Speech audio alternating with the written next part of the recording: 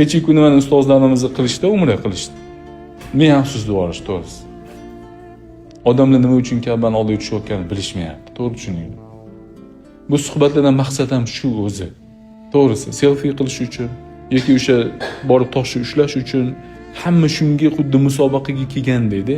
Xuddi sizlar uyga borsanglar, sizlardan tosh ushladingmi yoki yo'qmi, necha marta aylanding degan savollarga javob berish bu sharafli ko'rsa, sharaf bunda emas.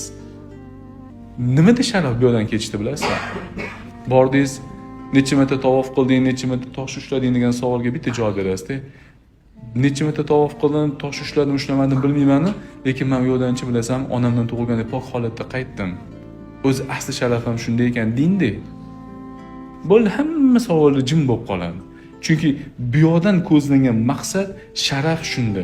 Onadan tug'ilgan paytimizda qanday pok bo'lsak, shunda poklanib chiqib ketish.